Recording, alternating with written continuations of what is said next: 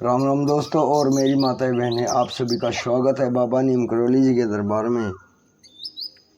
आप सभी का स्वागत है मेरी मैया रानी के दरबार में। मेरी आदि पराशक्ति मानव दुर्गा, जो भी मेरा भाई मेरी माताएं बहनें आपकी महिमा सुनते हैं माँ, उनके घर में सदैव खुशियाँ हों, सुख समृद्धि आए, कभी कोई कष्ट संकट उस परिवार में ना हो माँ। यही मेरी प्रार्थना, यही मेरी अर्जी। जय श्री राम।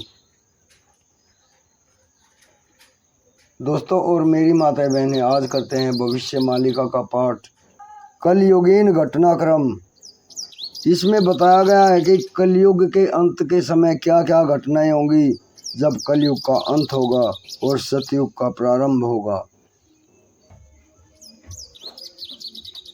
6 वर्ष यात्रा जे नोहिबी नंदी घोषे, चंद्र किरण मलिन होइबे, सूर्य किरण तेज प्रकाशिबे। गीता भागवत अनादर हेव, सुरासुरी की चिंतिबे बाप, थाऊ पुत्र नाश होई जिब, केही का कून मानिबे। रंग वस्त्र मान करी, आभरण मज्जई मान टाइबे, विग्रह पूजा को सर्वे, बर जीबे शून्य ब्रह्म देखाइबे। कुक्कुट मानकम मुकुटटी, धला हुई ग्रीव जेऊ काल जानिबू, कल की अवतार हेले सरीला कारिल खेल। अर्थात 6 वर्षों तक नंदी घोष या भगवान जगन्नाथ की रथ यात्रा नहीं निकलेगी। चंद्रमा की किरणें मलिन और मंद हो जाएंगी, जबकि सूर्य की किरणें तीव्र प्रकाश से अत्यधिक उष्मात्मा प्रदान करेंगी। लोग गीता और भागवत का अनादर करेंगे तथा केवल मद्य और स्त्री सुख की चिंता में लिप्त रहेंगे। रंग बिरंगे वस्त्र धारण करके लोग गांजा खींचेंगे। मुर्गों की कल की मुकुट श्वेत हो जाएगी। जेठ और बहू के मध्य अनुचित प्रेम संबंध होंगे। महापुरुष शिशु अनंत दास जी कहते हैं कि लोग उचित समय को ठीक से नहीं पहचान पाएंगे और भ्रमित होकर प्रलाप करेंगे। वे अधार्मिकों को ही गुरु मान लेंगे। सिद्ध गुरुजन गुप्त हो जाएंगे और किसी को भी मंत्र नहीं देंगे। युगांत काल में असंख्य लोग ठगों के शिकार बनेंगे। मछलियां श्री क्षेत्र में जगन्नाथपुरी की 22वीं सीढ़ी पर आकर खेलेंगी एवं पर्वतों के समान विशाल समुद्र लहरें उठाएंगे। वानर आपस में वार्तालाप करेंगे। 49 प्रकार की वायु बहेगी, पृथ्वी कांप उठेगी।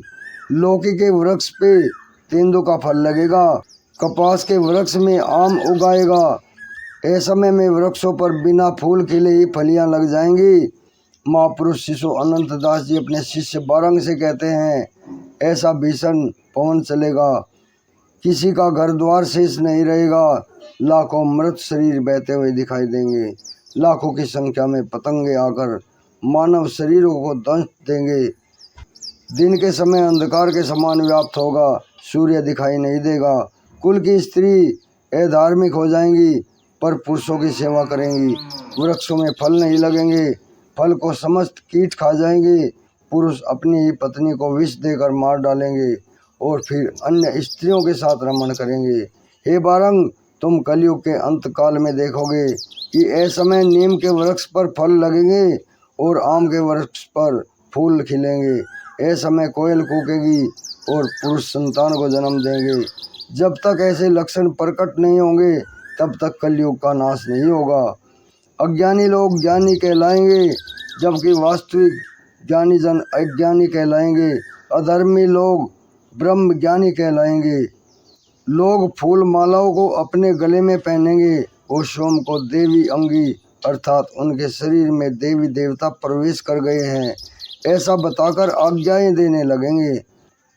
हे ब्रजकुमार, दुष्ट जन भक्तों की निंदा करेंगे, महिमा की निंदा करेंगे।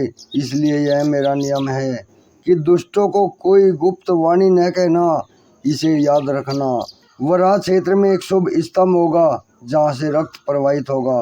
उस स्थान पर एक वैष्णव मिलेगा जो ताली बजाते हुए वहाँ ठहरेगा। वह कपटता से वहाँ ठहरेगा, कोई जान नहीं पाएगा। वही व्यक्ति उस शुभ स्तंभ को खोलेगा और वहाँ से कुछ पदार्थ निकलता जाएगा। उसी दिन से इस घटना को एक दैवी संकेत के रूप में जानना। उस समय माता बिरजा उच्च स्वर में ठाका लगाएंगी और कुछ समय में ही पृथ्वी आनंदित हो उठेगी। यह पापियों के अंत का समय और धर्म की पुनर्स्थापना का संकेत है। दोस्तों और मेरी माताएं बहनें, आप सुन रहे हैं भविष्य मालिका का ज्ञान। कल मैं आपको इससे अगला अध्याय सुनाऊंगा। आज्ञा लेता हूँ। जय श्री हरि, जय श्री राम, जय बाबा नीम करोली महाराज की, जय हनुमान।